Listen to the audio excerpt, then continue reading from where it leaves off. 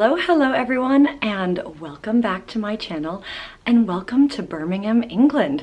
So in this video, I've got one day to see kind of some of the greatest hits of downtown Birmingham. So I thought I would take you around and show you what I get up to. Birmingham is the second largest city in the UK after London, which is where I live. I've lived in London for 10 years now and I've still never been here. So when I got offered the opportunity to come up here for a conference, I figured let's spend an extra kind of half day and see what there is to see in the city. So if that sounds good, let's get out there and let's start exploring. As mentioned, I live in London and I took the train from London's Euston station to Birmingham New Street. Now, getting from London to Birmingham couldn't be easier. The train is about an hour and 20 minutes and it's literally city to city. So no extra transfers, no hassle.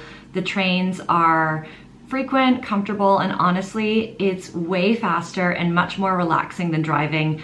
I don't even currently have a driving license in the UK, so that wouldn't work.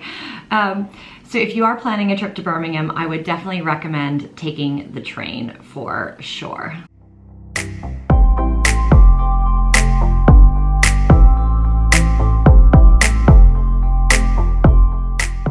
So I walked from the train station. It was a very short walk with my suitcase to the Grand Hotel Birmingham. It's a grade 2 listed Victorian building dating back to 1879, but as you can see, the rooms are spacious and modern.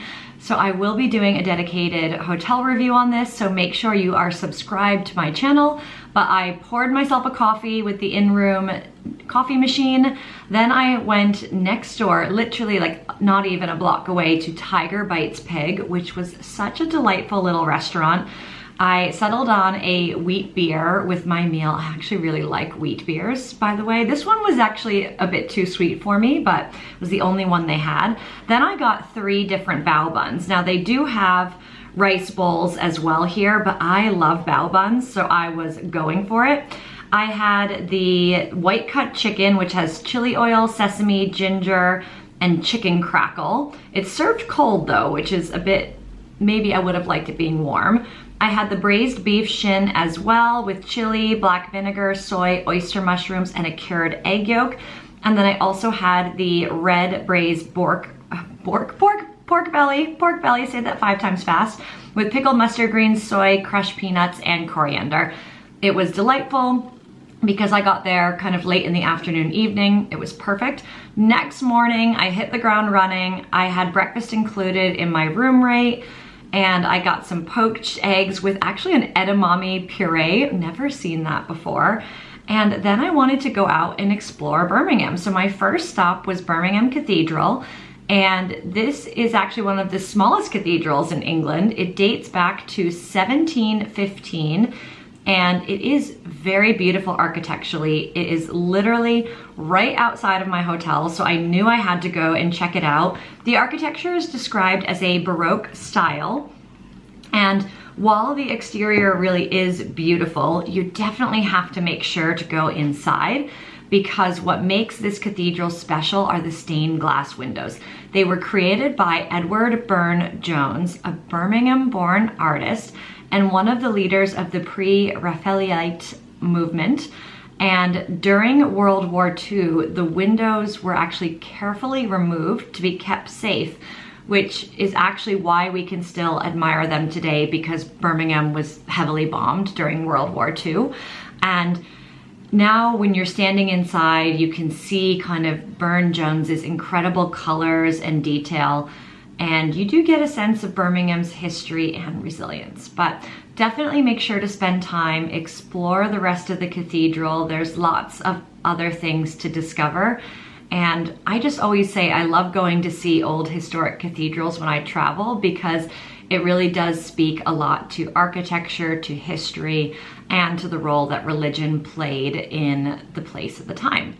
So after a nice explore of the cathedral, I hopped down the road to the Great Western Arcade, which was built in the 1870s for commuters using the railway.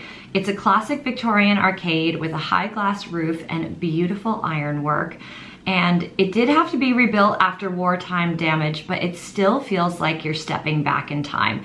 And today it's home to independent shops, little delis, and boutiques. So it is a contrast to the shopping malls in Birmingham, and really lovely to go and explore. So after, I made my way down to the famous shopping mall area to see St. Martin's Church. So St. Martin's Church is right next to the Bullring, which is the famous shopping mall in Birmingham. This is Birmingham's original parish church, and it actually dates back to the 13th century.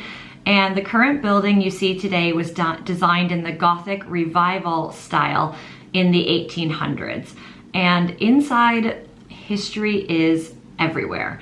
There are placards telling stories of the church through the centuries, which I find really helpful. I do love it when there's signage that shows you important dates, times that the church was rebuilt, who was rebuilding it, and if you could see here, if these stones could talk. It's really well done how they've made this an educational place to go as well, because I just find it so amazing to see the depth of the history in certain places, and I think it's really wonderful to be stepping into a place that dates back to the 13th century and see how it has passed the test of time and essentially the stories that it has to tell, at least the ones that we are aware of. Now, like in the other cathedral that I showed you, the stained glass windows were also designed by Edward Burne-Jones and made by William Morris & Co.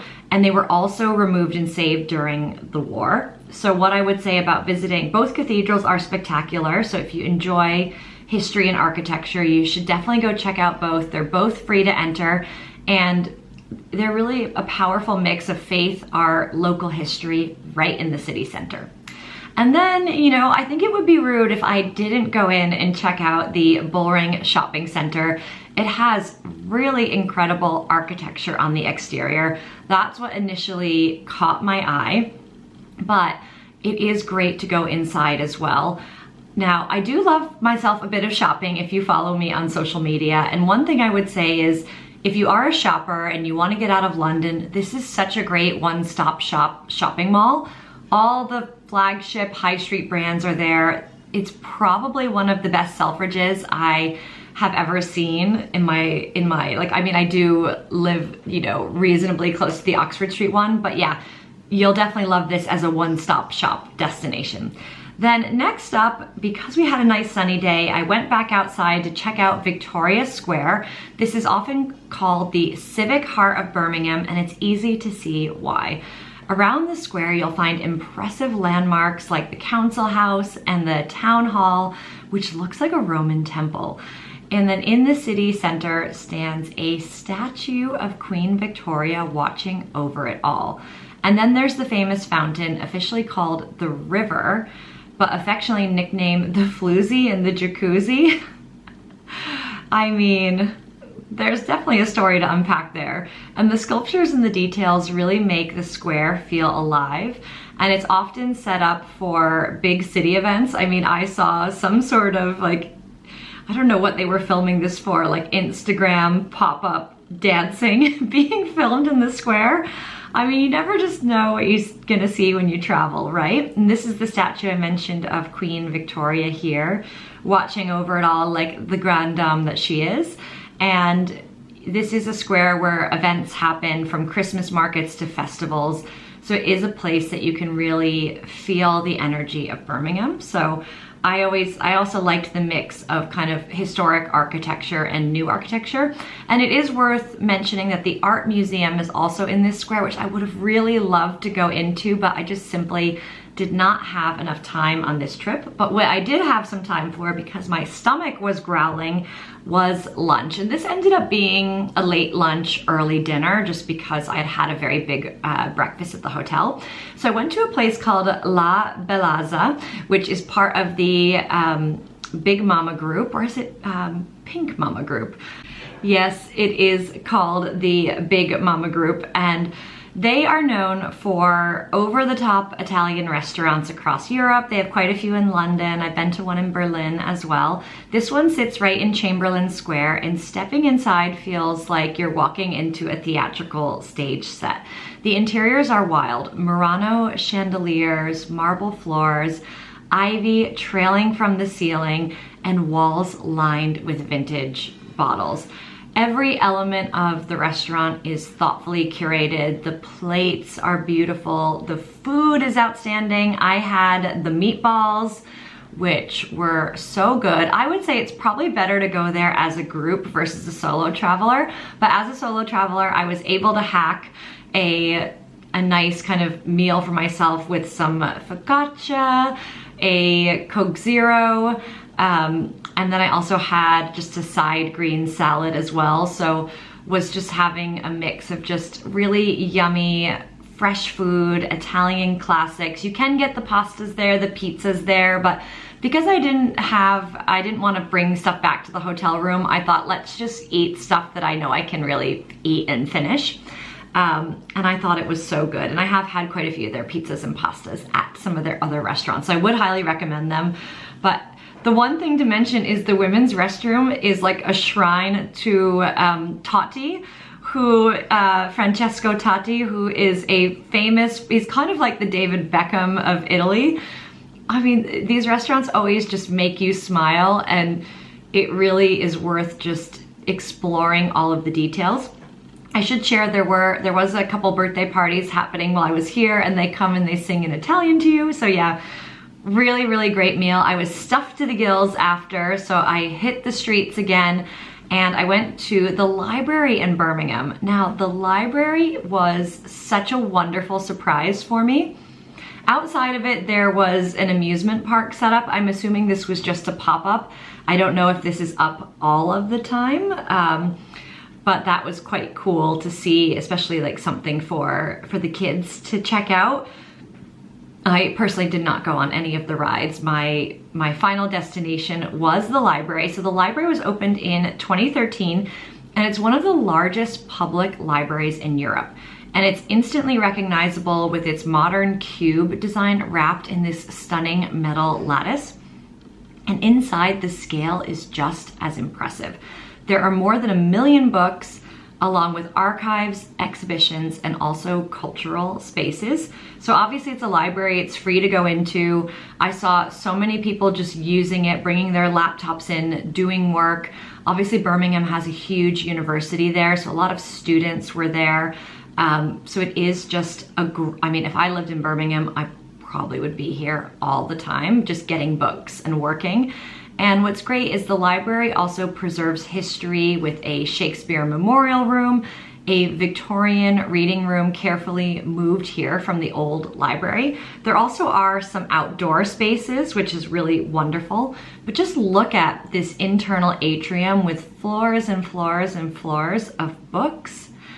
It's just so, I mean, it's funny to think of a library as a tourist attraction, but it was. So as mentioned, there are a couple garden spaces.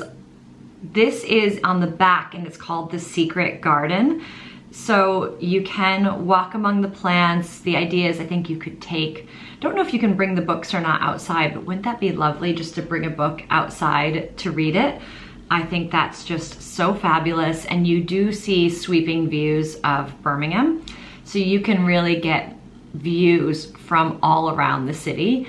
So it is a great thing to go and to see. You kind of really get a sense for kind of the size and scale of the city itself. But yeah, I love gardens, I love plants. So for me, this was just such a joy to see how thoughtfully curated the library is. And yeah, I would totally recommend checking it out. But also just a couple other things to see while I'm talking about the library itself, besides the stunning outdoor spaces, there is a map room, there are heritage archives, which also tell the story of Birmingham's past, and there is a BFI Mediatek, which gives free access to film and TV archives as well. So really the thing that I would say, the takeaway here is that it's more than just a library. It's really been thoughtfully curated to be a cultural hub, as well as architecturally one of the most spectacular buildings in the city with incredibly spectacular views.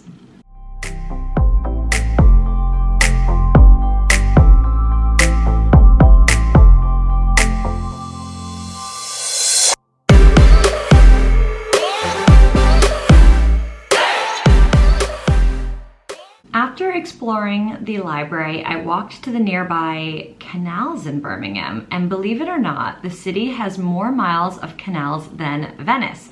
They were built in the 18th century to move coal, iron, and goods during the Industrial Revolution. Back then, they were the arteries of Birmingham's industry. Today, they've been transformed into scenic walkways with restaurants, pubs, and colorful narrowboats.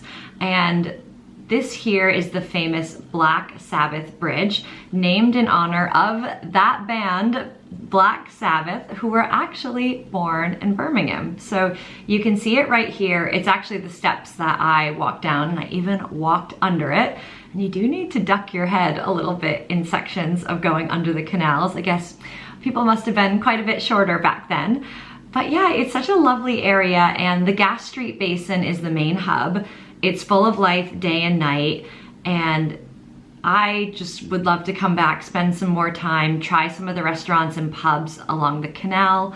And with walking along the canal, essentially, you get this beautiful mix of history mixed in with modern life. You get to see the canal boats, which made me nostalgic for London, because I always love walking along the Regent's Canal in London. So it was really cool to see that that culture also fits in Birmingham.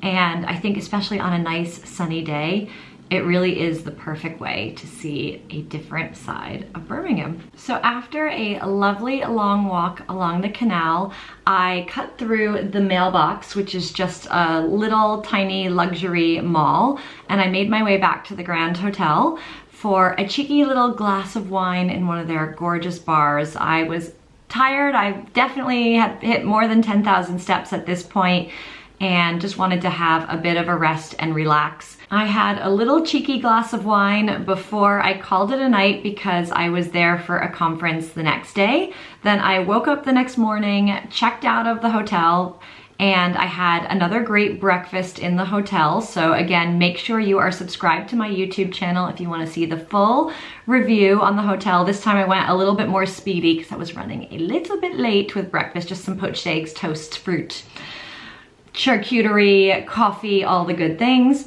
And before I knew it, the conference was over and it was time to head back to London. So with that said, that concludes my video on Birmingham. I thought Birmingham was fantastic. There was still so much that I didn't get to do because I only had one day there. So I do think you could easily spend a weekend in Birmingham, or at least like 2 full days.